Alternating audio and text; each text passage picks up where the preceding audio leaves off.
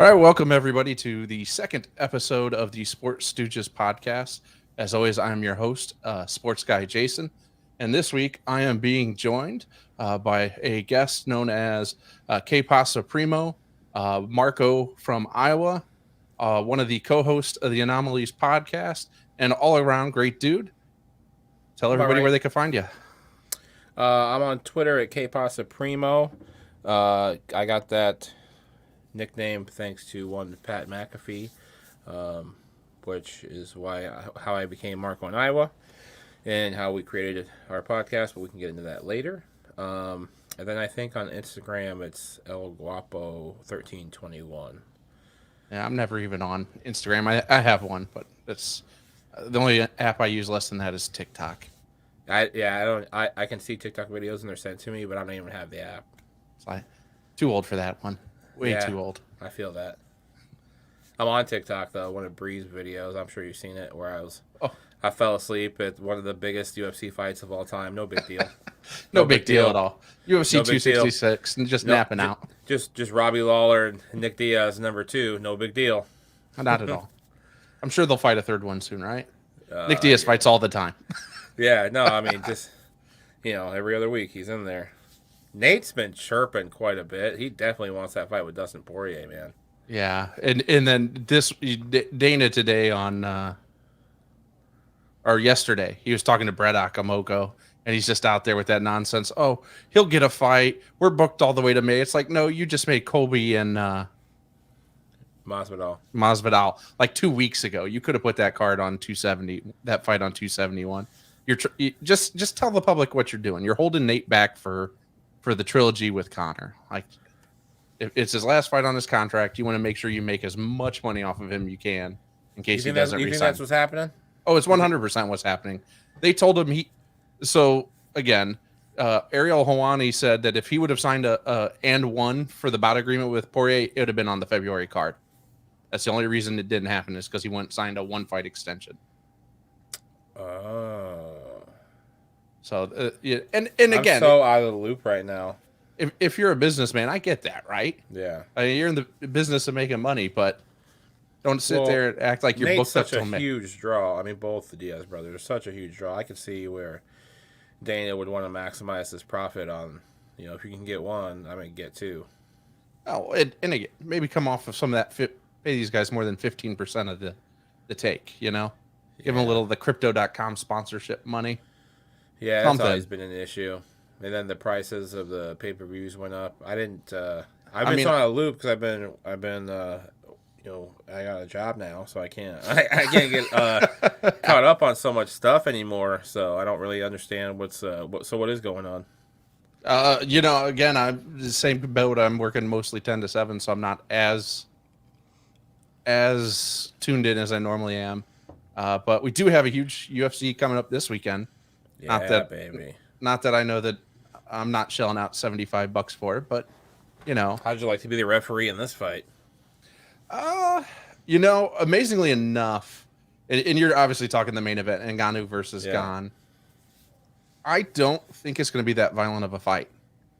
Think it's going to be like. I don't think it's had a really boring fight with Ngannou. Oh yeah, it was Ngannou. Yeah, they both kind of just were afraid of each other, so and Lewis won the 29-28 decision, just kind of barely hitting. I don't think it's that. I think it's that Gane is just so much faster, and a more technical striker. He'll be able to keep it outside. So it's speed versus strength. Yeah.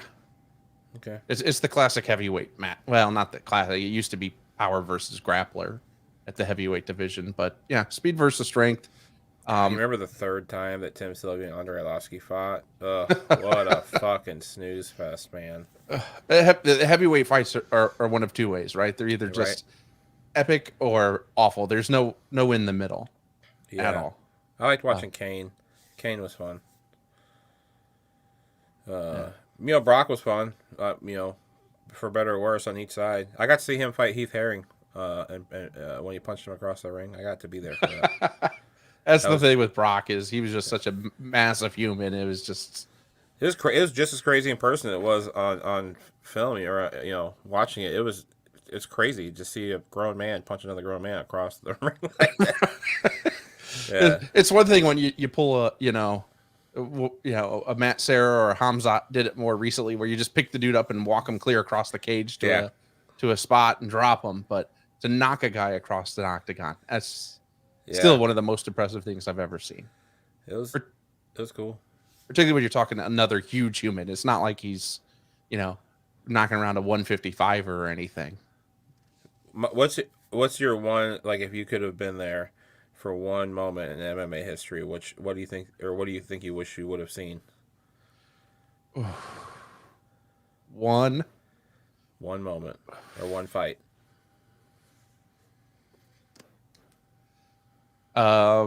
Strike Force, Nick Diaz versus Paul Daly. Okay.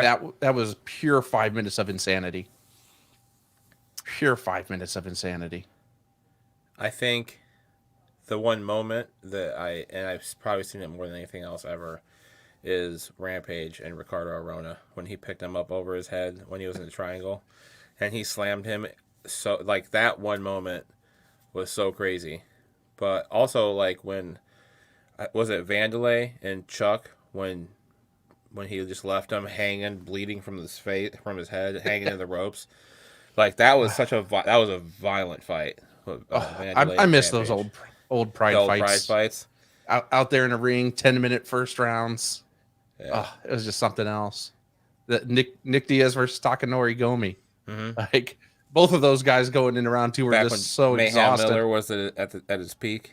Oh, you could bring up Mayhem Miller with Nick Diaz. Of course, there's always the Nashville Strike Force brawl. Yep. That was crazy. You don't get much of that anymore in modern MMA. It's too polished, too much money to be made. Because it Khabib and Conor, that was nuts though. Yeah, that was a little different. Dan here, Young, one of the guys from the Pat McAfee Facebook group. Dan Henderson knocking out Michael Bisping. They played that up well for us, U.S. versus U.K. too. That was an awesome knockout. And I hate Michael Bisping, so. Now, see, I like Bisping. I'm sorry. He grew on me. I think everybody starts out not liking him, but he grows on you. Bree's a huge fan. I can't. I think when he knocked out what's his name?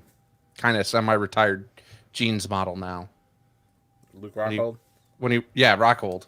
That's when it turned around for me, because I really hated Luke Rockhold. I just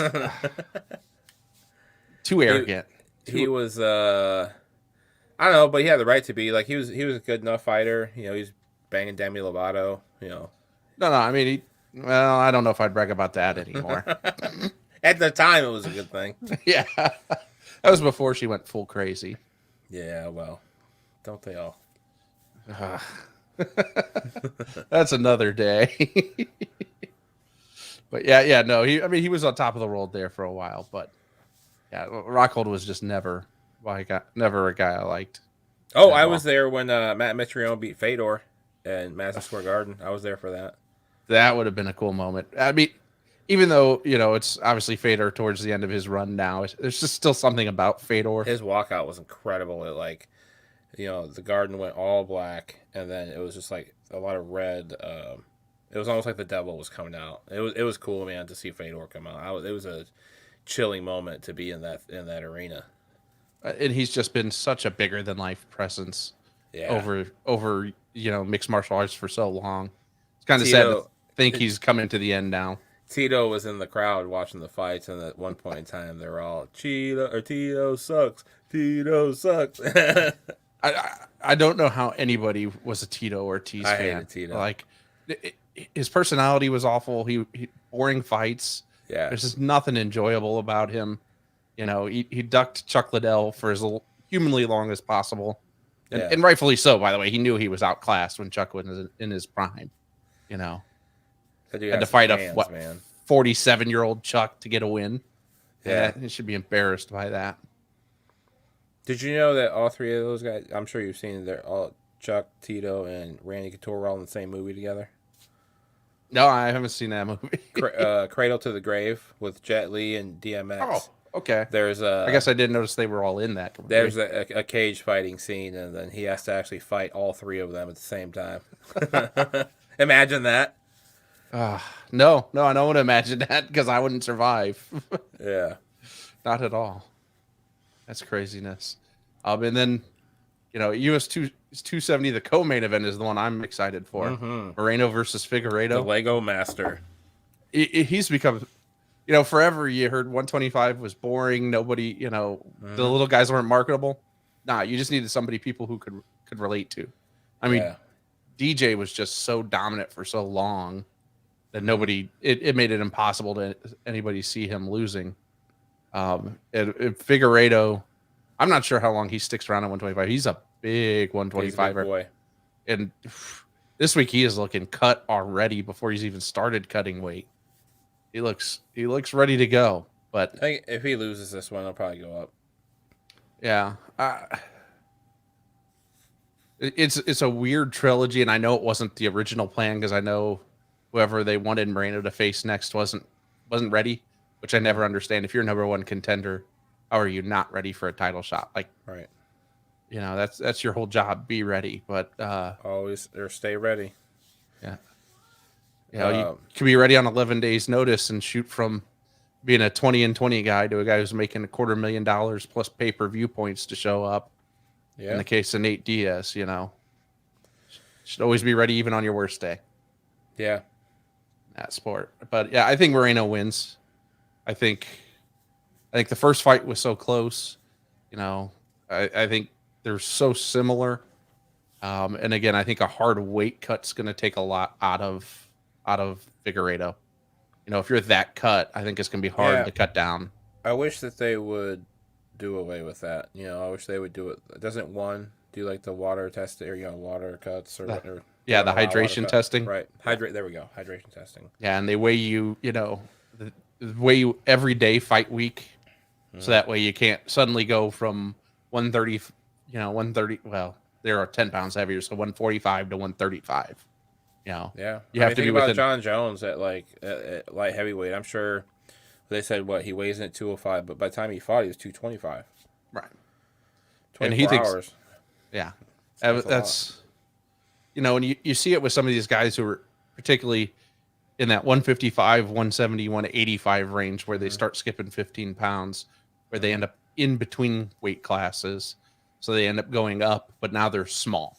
Or Connor, man, when he got down, that was gross. 145 Connor was just looked one side of death. Yeah, he was, but damn was he good. When he's good, man. Yeah, I mean, and Max Holloway was that way for a while. I mean, there were some of his fights where they just scratched the fight. With when he was trying to fight Khabib on short notice. And that was just to make 55. Yeah. And they had to scrap one of the Habib-Tony fights because Habib couldn't make weight without basically killing himself. It's like, I think that's the only thing that's going to get the UFC to change is have a fighter die week of a fight from weight cuts because they've been through too much. Yeah. They've had too many fighters fail out, consistently miss weight. It's like, you know what? There's two answers. You either go to the hydration weight cut, hydration test and weigh them the full week before the fight, or you go NCAA wrestling style where they weigh you day of the fight. Right. Like, hey, you fight in 2 hours here. Step on the scale. You're not going to have time to rehydrate. Right. In any meaningful way. And isn't that directly linked to concussions? Is like severe dehydration to the brain? It's part of it. I mean, now the NCAA wrestling, it all came about because when they had their extreme weight cutting, they were having people die. And then they were, it was also when creatine use was really popular amongst NCAA wrestlers. So it kind of, was it the weight cutting? Was it the creatine? Was it the creatine with the weight cutting? Yeah. Now, what is the creatine? I never understood what creatine actually does. I'm not a good enough explainer of it, obviously. Cool. You look at my big fat huge self, you can tell I'm not taking the supplement market by storm. But it's something, that all of those heavy workout guys use. So here, I've got Google right here. I guess we can always do that, right? I wonder if it's like a recovery thing or like a building thing. I think it's a building thing. Oh, okay. Because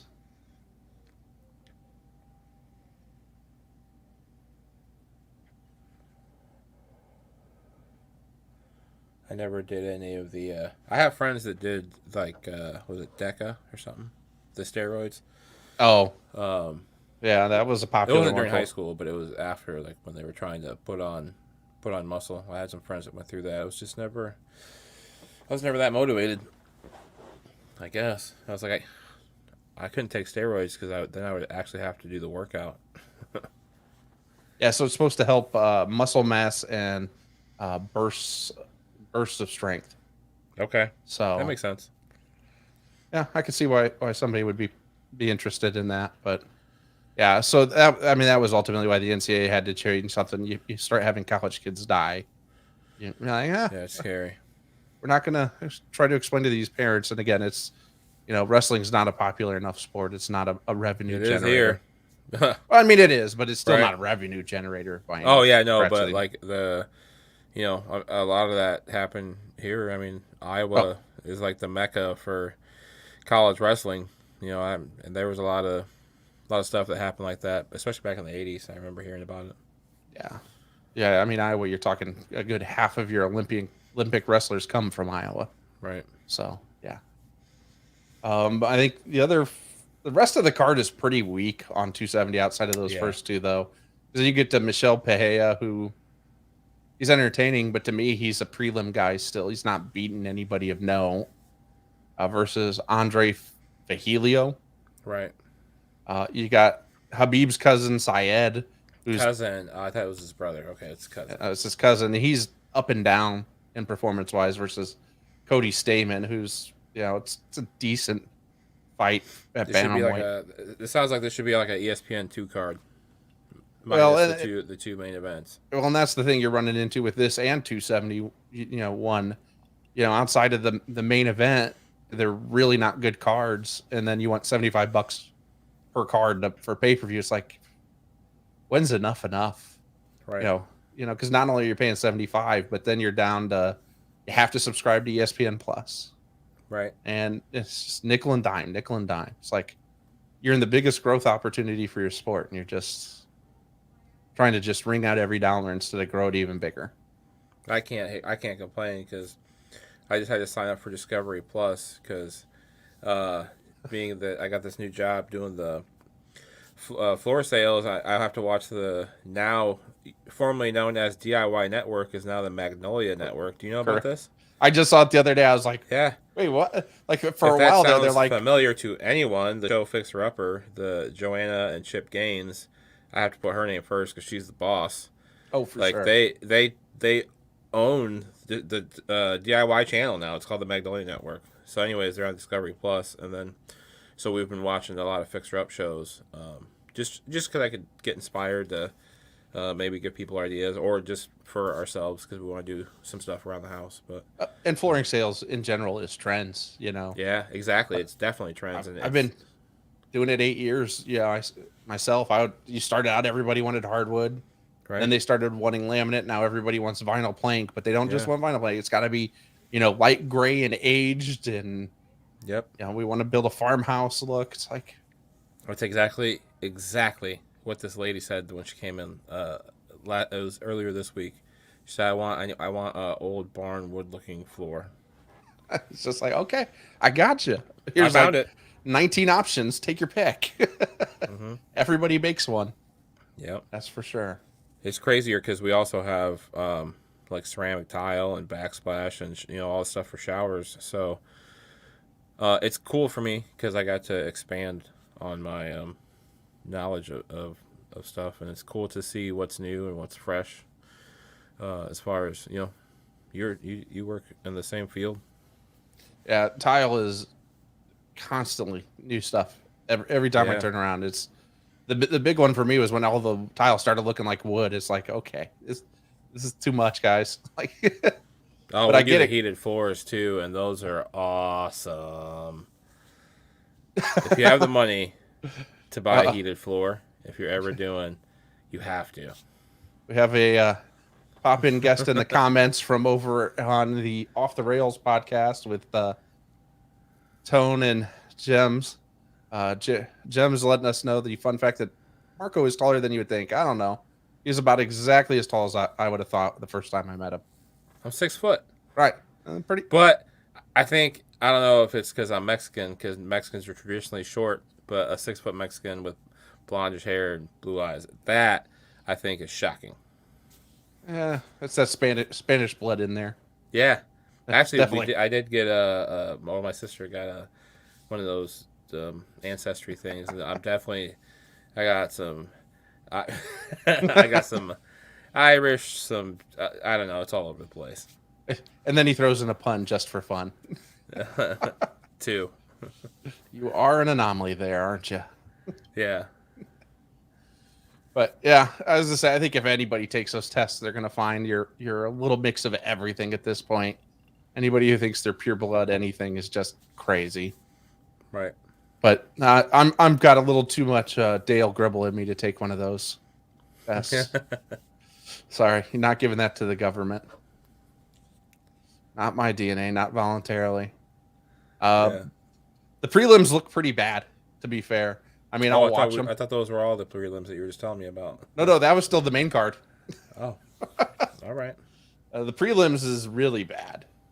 Like, you have a decent featherweight bout with Ilya Tuparov versus Charles Jourdain. But other than that, nothing of note. There's a couple of welterweights and a bantamweight bout of zero note.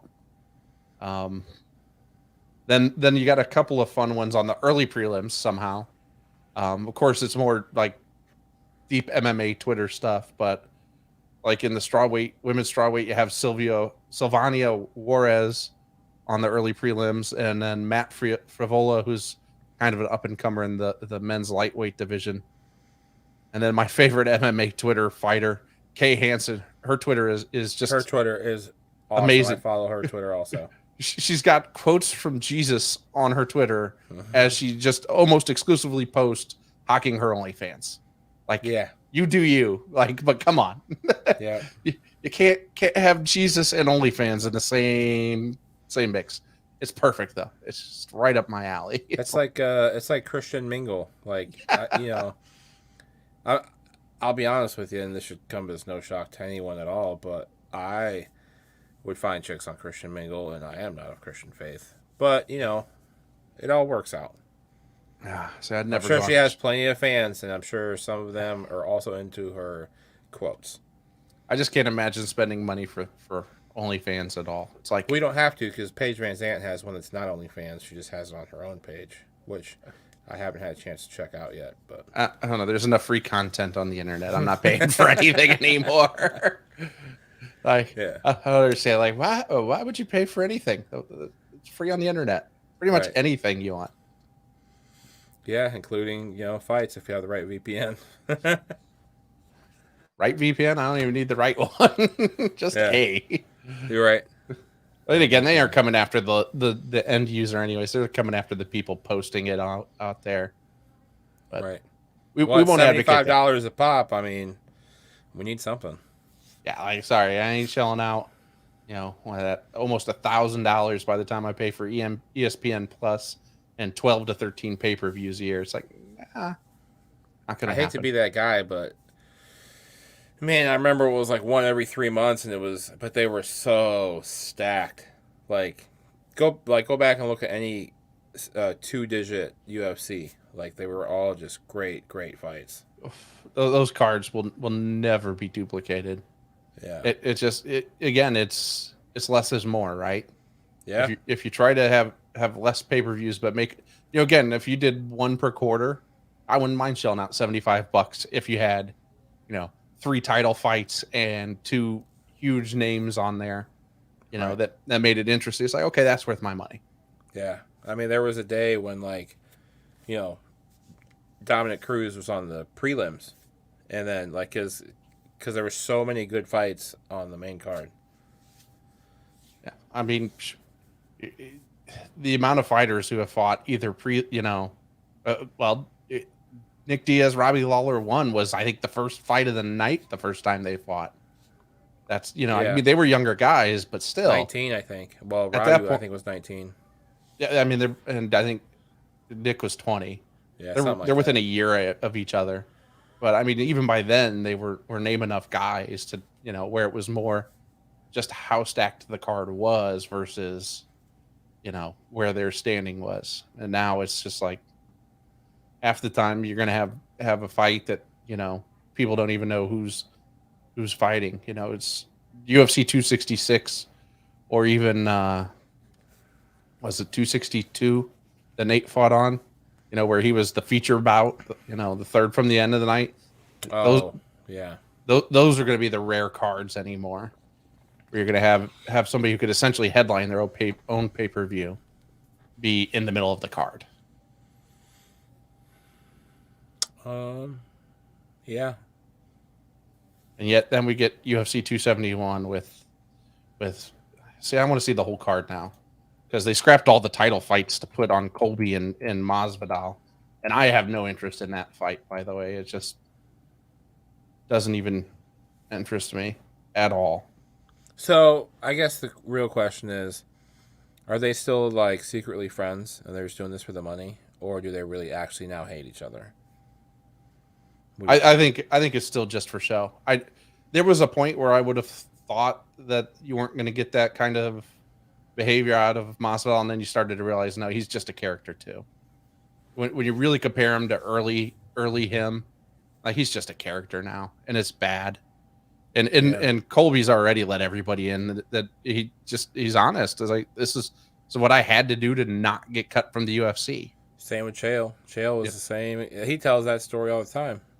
He goes, they were getting ready to cut me, and then that's why he created this whole thing with Anderson Silva. Yep. Which worked. Right. And he was winning for 4.5 rounds. Still breaks my heart. Even when I know it's coming on replay, it still breaks my heart. I had Anderson, so I was so happy, man. I was in a house full of Chael fans, and I was the only Anderson fan, and they would not stop talking shit to me. And then finally, Anderson pulled off that triangle, and I could not stop talking to them. Oh, it was just great. I mean, granted, Chael would have got to keep the belt anyways, because then he failed the post-fight drug test. Well, it happens. But, that's that back then in that era, MMA, that was pretty common compared to now. Right. So, that was just part and parcel. And I'm a betting man. I love that sports betting is now legal in Indiana. So if I'm going to give 2 suggestions for UFC 270, take Gane by points and Figuerado by submission, or Moreno by submission. Those 2 will make you some decent money come Saturday. You can even look up the odds on FanDuel real quick. You think Gane's got him, huh? You think he'll pull off a decision? I do. We saw it with the first DPA fight. If you can be patient with Francis, you can outlast him. You gotta be able to duck, though. Gane moves really well. Not a little well, really well. And he's not going to fall into the trap of saying, hey, I think I've got you hurt. Let me come rushing in blindly like Stipe did in the rematch and get clipped. Remember that happened with Pat Barry and Chet Congo? That's a fight. Oh, I still watch that replay from all the time. Like how, first off, that is perfect reffing, and why, if for some of these guys who complain that these refs let these fights go on too long, like, I mean, these are professional fighters. You got to let them fight some. You can't. Fight, the ending of if you're listening to this, please YouTube Pat Barry and Chet Congo. That was the craziest ending to a fight I've ever seen in my entire life. Congo should have been out like 4 times. He was out 4 times. It'd have been easy to be like, yeah, we're going to wave this off. No, he's good. And then I'm not going to ruin it for you. Go check it out. It's amazing. But yeah, so Moreno by submission is plus 300. Okay. And Gane by decision is plus 300 as well. So those are both nice little odds. So what's a parlay on those guys? Yeah. And again, all of this is on FanDuel. So if you're betting elsewhere, the odds will be a little different. Well, hey, I own plenty of Penn Gaming stock. Feel free to bet on Barstool Sportsbook if you'd like. I just still have funds on FanDuel. So if you take if you take them, Gane by points and Moreno by submission is plus 1,500. Ooh. So that's a nice little option. So I might have to look into that. And then I've got a nice little parlay set up for the divisional round weekend. I put the all underdog parlay.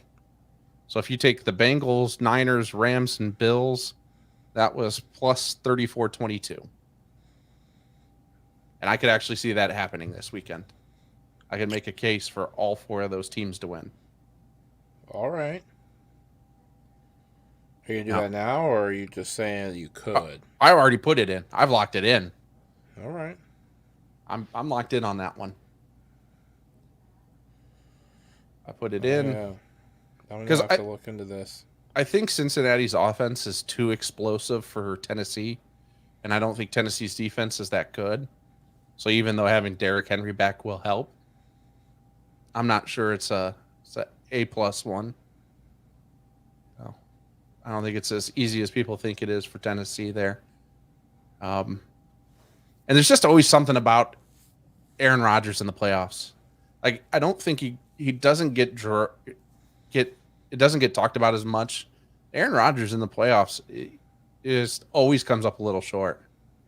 You know, good, bad, or otherwise. For some reason, he just, he had one Super Bowl appearance and win early in his career, and since then is just not been able to get over the playoff hump.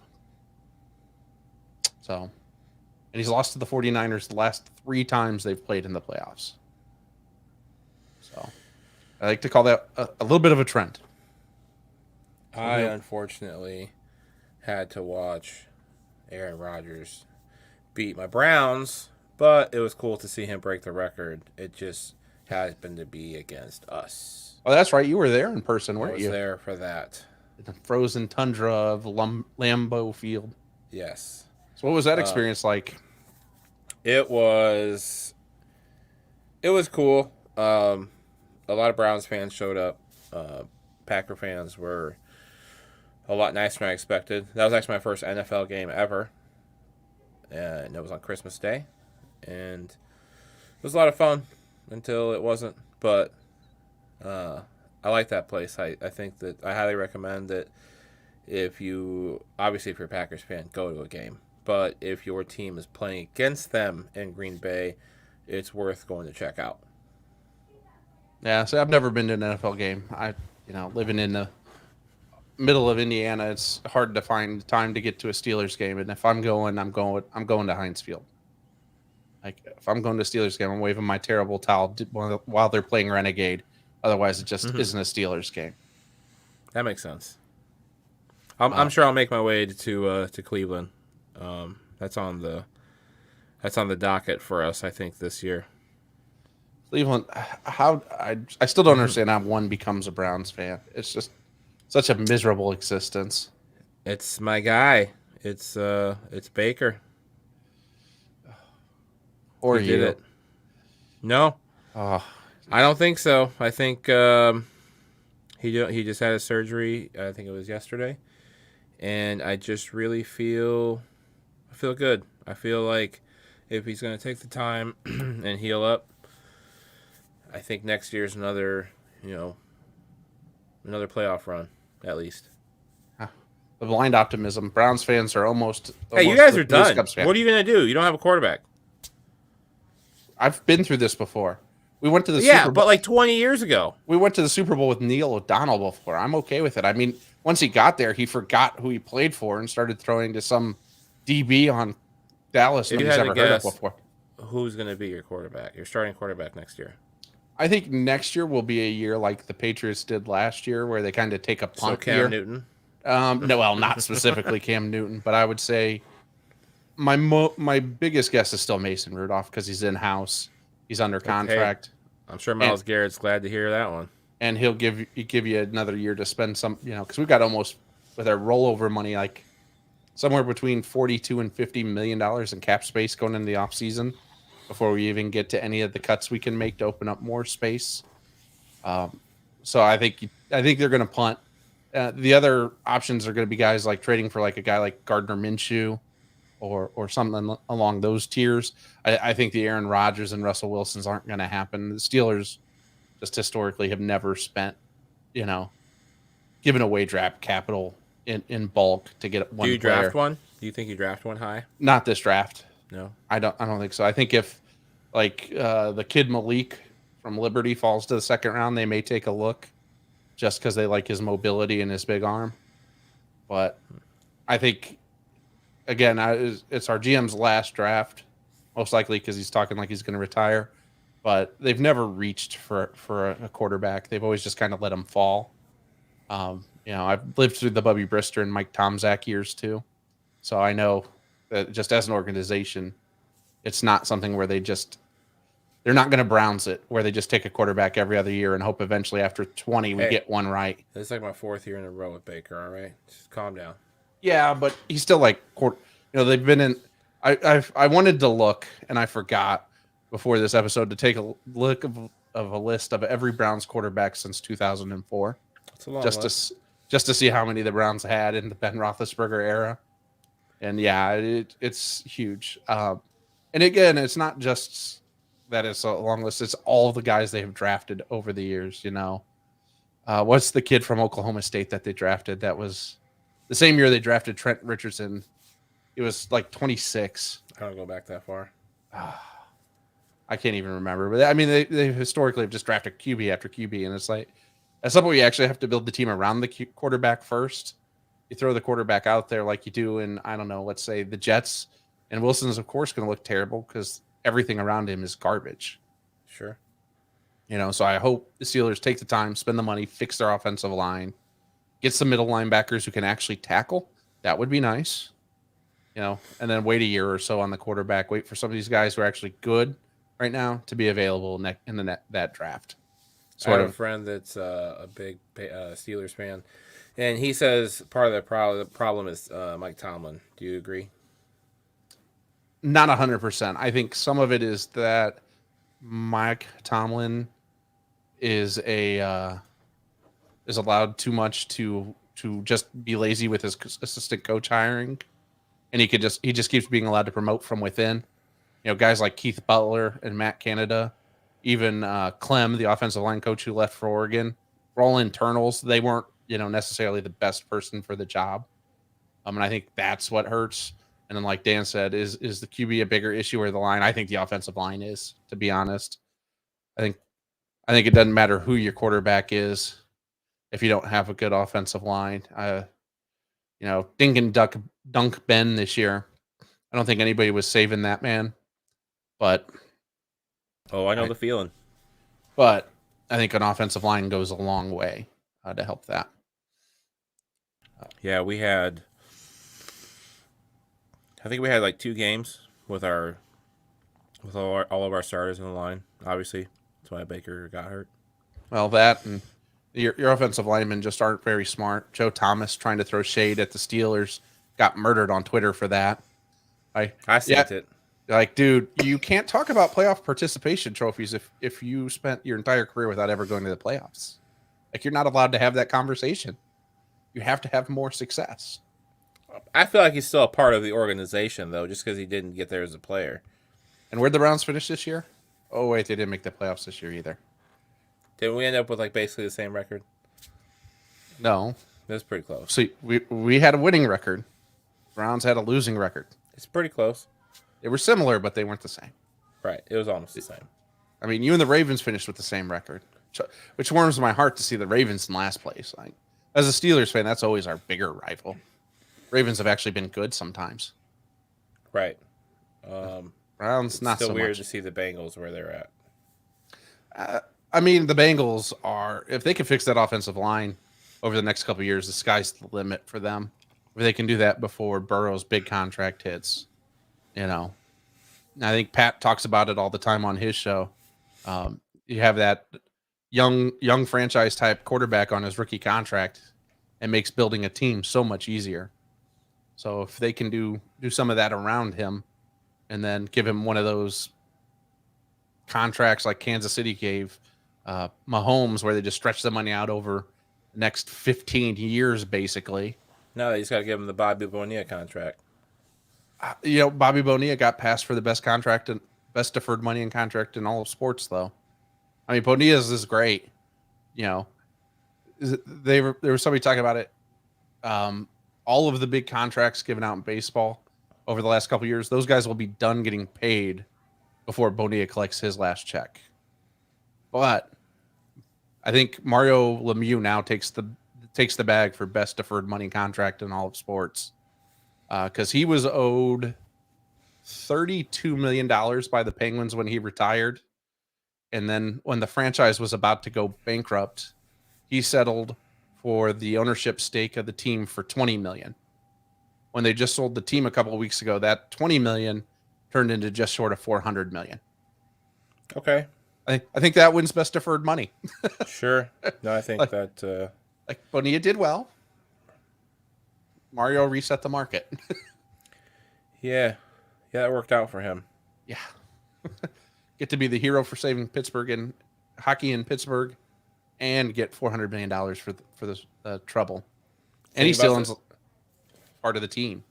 Think about the Fertitta brothers bailing out Dana when, the UFC that was at 40. They dumped $40 million into it.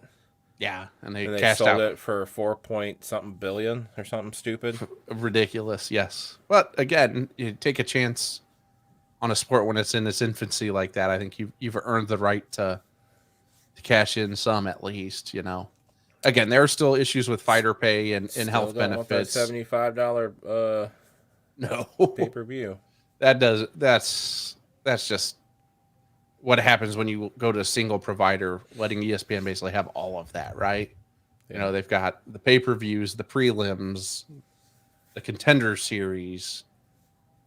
They even have Ultimate Fighter when that comes back. God knows who's going to be coaching that. I really thought it was going to be Colby and Masvidal for that, so they could stretch it out. It would be different if, when the money was actually going to the fighters, but that's still an issue. It's always been an issue. Yeah, when they're getting less than 20% of the revenue, it's just like, I don't feel good about this. Right. And then I don't feel bad when I, use alternative methods to watch fights. It's like, sorry, I don't mind skimping a few bucks when a billionaire's taking all the cut. Sorry, right. I don't feel guilty. So you have any thoughts on Cincinnati and Tennessee, or San Francisco and Green Bay? Those are the Saturday games. I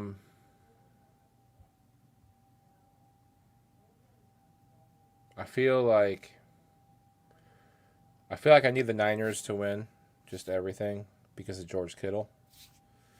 Fair enough. And on the other side, I feel like I need the Bills. Oh, you're talking all the way? All the way. Like this, I'm going to ride this train all the way out. I mean, ultimately, I think it's the Bills and the Rams. So Sunday, I think I can't do the Rams because of Odell. I'm just out. So. And I got the Bills beating Kansas City. I think the Bills are the hottest team in football right now. Yeah. They had a perfect offensive game against Bill Belichick, by the way, last week. It's not like they did it against somebody who doesn't know how to design a defense. But Josh Allen is just such a different dude out there. He's 6'5", 245, and runs probably a 4.5 40. I could catch him.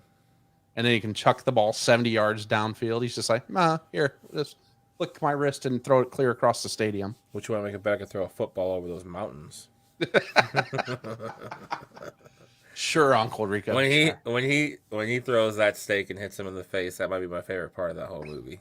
That movie is in my all-time overrated movie list. I have watched it. It's still hilarious. It has its funny moments, but the problem is I didn't see it right away, and then everybody's building it up to be some huge thing, and you see it's good, but it ain't that good. Like, it's so stupid. I think that's why I like it. It's so dumb.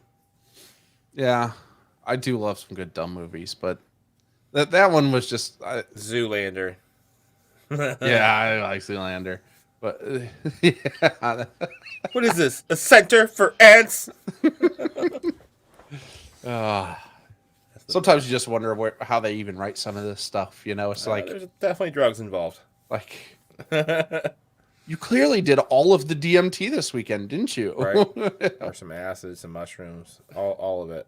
I mean, some of them you can see out where they come from. It's like, all right, super bad, pretty classic trope, high school party. Super Troopers. That's probably my favorite comedy of all time. I could still watch that any day of the week, any day. It just popped up on Amazon Prime. Is free again. So Second one is super underrated. Will Sasso kills that movie. oh, I love that one too. Yeah, When he does his American accent, it's like the greatest thing I've ever heard. His Canadian one's awesome, but as a Canadian doing an American accent, I don't know how he does it, but it's great. It's like you're doing an accent on top Wasn't of an Rob accent. Lowe in that too? Yes, Yeah. he did make a brief appearance. It's a good movie. Those I'll have to guys watch that make again. nothing but good movies. Hell yeah. I Your still haven't best? seen I haven't seen the TV show though yet. Oh, my buddy told me to watch that when they were firefighters, but it's just Yeah. the two of them. It's just Mac Right. and Farva. Yeah, but I'm still sure it's still good. Yeah. But yeah. Tacoma Beer- FD. There we go. Yeah, I was thinking Tucson FD for some reason. I was like, that's not right. Yeah. Definitely not Tucson. Tacoma. I'll have to get that. I'm sure it's on one of the 19 It's on streaming services I have. Hulu, I feel like. It's like it's as bad as cable anymore. It's like you guys got to cut down on these streaming services. I got this many subscriptions. I'll just get cable again. Oh, life hack. Today, I found out that apparently Roku has a bunch of live TV channels. You just have to go to your Roku and then find, it's literally like live TV something. And it's like not your local channels, but almost everything else besides like ESPN is on there. Nice. Yeah. So I was like, okay. Found That's that out handy. tonight. That is a handy bit of Yeah, it's information. like TNT or whatever, like those kind of weird channels. It's all on there. I'll take that. Yeah. So yeah, like I said, Rams. I just think Stafford has finally shed the playoff curse. I think the pressure's off, so I think he'll play well. And I think Tampa Bay just is missing too much on offense going in against that Rams defense. You mean Antonio Brown? Now I'm thinking more Chris Goodwin and playoff Lenny, although he may be back this week. But I was still having to go up against Darryl Donald, choke slamming dudes in the middle of the field. Not sure. Coming off with Rusty will help. Friday Night SmackDown. That is in Nashville this week. Not a big wrestling guy myself. I mean, the old Attitude Era, of course. You give me Stone Cold and The Rock. Stone Cold and The Rock and all those. Degeneration X. I'll still drop a good suck it on somebody every once in a while. I should be more a wrestling guy. I'm not either, but like 'cause Seth Rollins is from here. I actually did the inspection on his house last year that he moved into. Nice. I get to meet him. I met his mom. Cool. Actually, Still I have nice. met him before, but either way. Yeah, I'm not into the wrestling anymore. But I think there's just so much, out there now. Yeah, entertainment wise, it's not like it was when you used to have even when you had cable back in the day, it was 25, 30 channels at most. yeah, and you now it's only like- watched like MTV, ESPN. Like it wasn't a lot. No, and that's when you still only had one or two ESPNs, not 12. The Ocho. Dodgeball, also at the top of that list. Yeah, If you can dodge a wrench, you you can can dodge, dodge a a ball. I drink my own urine. Because it's sanitary. I like the way it tastes. that was a good one. Too early in the season for any other sports for me. Like, I'm just to the point now where I just start to really dial into basketball and hockey. Now that So I've never picked a basketball team. And I keep seeing highlights when I'm at the gym because, yes, I actually go to the gym. I keep seeing these highlights for Ja Morant. Is that how you say Ja it? Morant is a dude. Like it's like so basically just the same way that I picked, the Browns because I was a Baker fan. I was like, I could be a Memphis Grizzlies fan.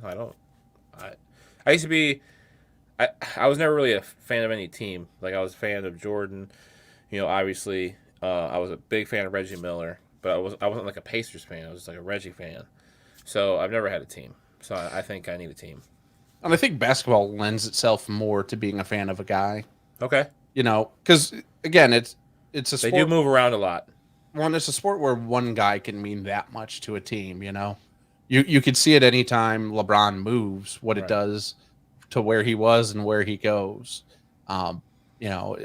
It's you can see what a guy like Luka Doncic has done for the Mavs in the post Dirk era. So it is a sport that lends itself to being more of a fan of a guy than a team. Now, growing up 90 minutes outside of Chicago during the heyday of the Bulls, you become a Right. Bulls fan. Sure. And it just sticks, unfortunately, because they're awful anymore. This year they're finally good. I didn't expect DeMar DeRozan to play nearly as well as he did. So that turned out to be a big surprise. I don't think anybody thought he was going to be this guy, especially when the Bulls paid him 30+ million for the next 3 years. Nobody expected that contract, let alone this performance. So hats off to their GM for doing that. But first time in 20 years they've been really competitive, other than like 1 year with Derrick Rose before he blew out every one of his knees 3 times. Well, that'll happen. Yeah, when you run fast and jump high, you have risks there. So it's nice being slow and on the ground all the time. Don't get hurt as much. Nobody talks about those advantages, right? Unless you slip, but even then, you're not falling as far. I've never torn an ACL. I don't think I have either. At least I hope not. Broken bones, but never torn an ACL. Yeah. All right. So you had to go at 9 o'clock your time, which is 10 mine.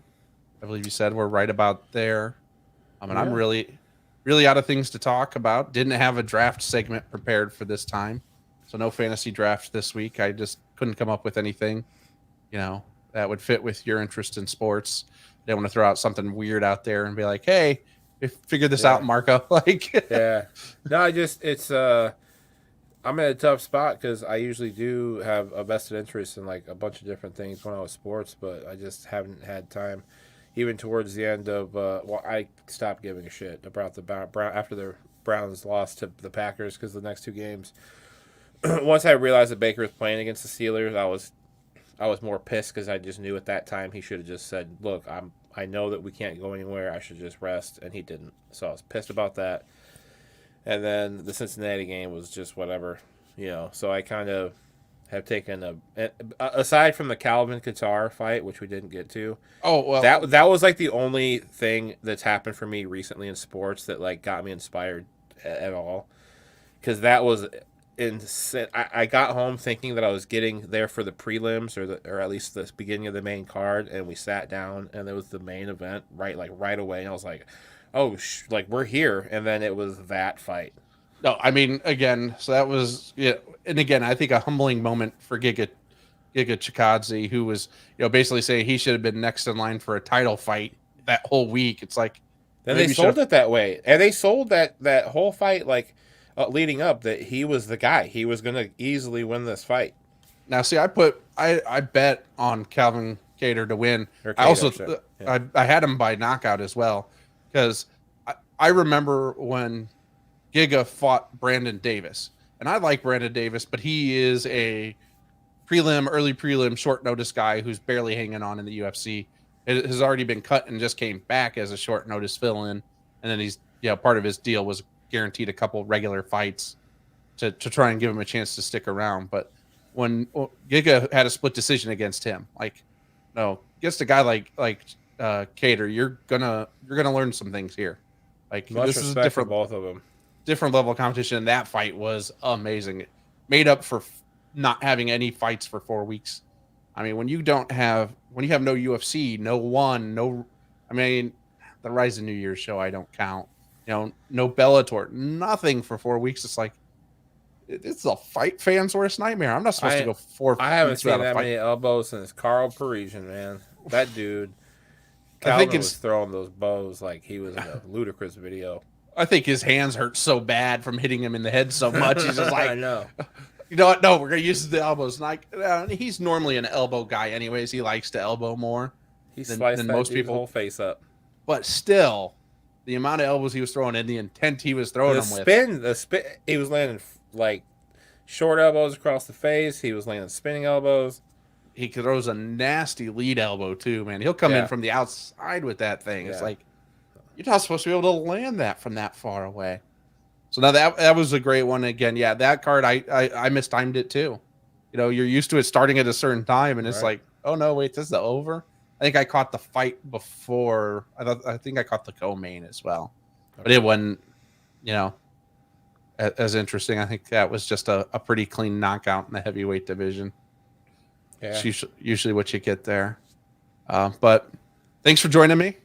Anybody Yeah, listen? appreciate you having me. Make sure you check out the Anomalies Podcast. That's where you can usually find Marco. They just had their 100th episode. That was an awesome episode, so give that a listen. A lot of people stop in and visit and pay their tribute for them making it to 100 episodes. If you've never done any podcasting, making 100 episodes is still, it's a big deal. It was a process, that's for sure. So congrats to all the guys over there. Check out all the stuff on Iron Ostrich Network. The Anomalies is over there. We had Tone on last week. It was off the rails. All part of that network over there. So check them out. Until next time, peace out, everybody. Thanks, buddy.